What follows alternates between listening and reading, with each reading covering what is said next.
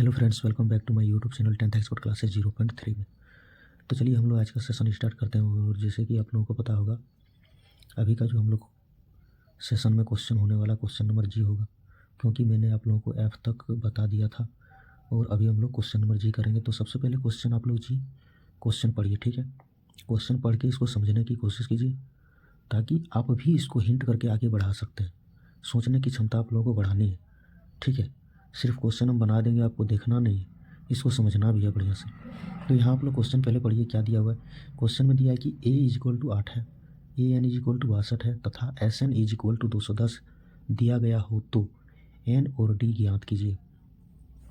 तो यहाँ मैंने आपको एक चीज़ बताई थी पहले कि s n is equal to जो 210 दिया हुआ है, ठीक है, तथा के बाद जो रहता है उसी को हम लोग लेके हल करते हैं पहले। तो थोड़ा सा पहले हम हल कर दें, उसके बाद बताएंगे इसी से क्यों किया जाता है, ठीक है। तो चलिए बिना लेट किए हुए हम लोग पहले इसको सॉल्यूशन करते हैं। तो इसका सॉल्यूशन में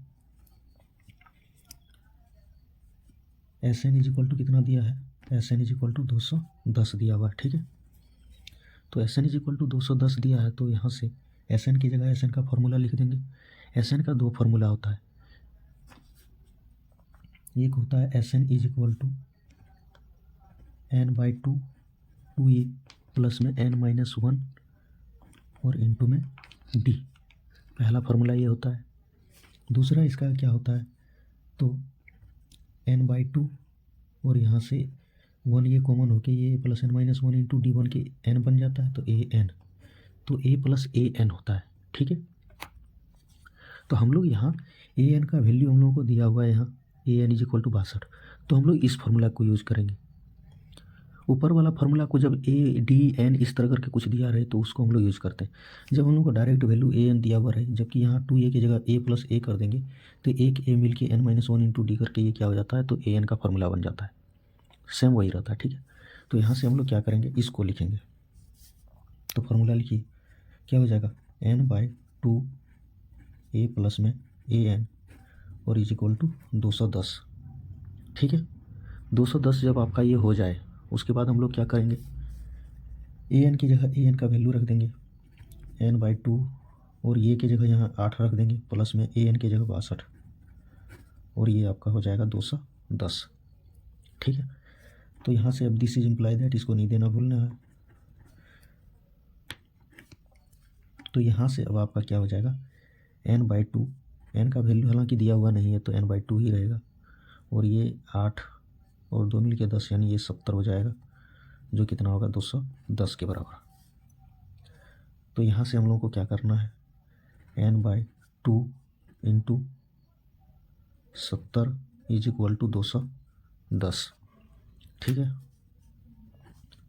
तो यहाँ से जब 210 ये हो गया तो ये गुना में है, इधर ले जाएंगे तो भाग में हो जाएगा। तो n/2 इज इक्वल टू 210 बट्टे में 70, और ये भाग में है तो इधर ले जाएंगे तो गुना में हो जाएगा। अब की बार गुना कर देंगे तो यहाँ से ये हो जाएगा आपका n इज इक्वल टू 0 से 0 खत्म, 7 या 21, तो ये 3 हो जाएगा, इंटू में 2 कर देंगे। तो यहाँ से इसीलिए n इज इक्वल टू 6 आपका n निकल गया। n जब निकल जाए तो आप लोगों को क्या करना है, फिर यहीं हम इसको सॉल्व करेंगे।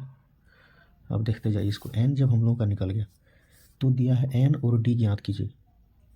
तो n निकल गया तो अब a n निकाल लेंगे, यहाँ से a n निकाल लेंगे तो d निकल जाएगा। यहाँ से कैसे निकलेगा, तो देखिए a n का फॉर्मूला क्या होता है, a प्लस n-1 और इंटू में d, ये होता है।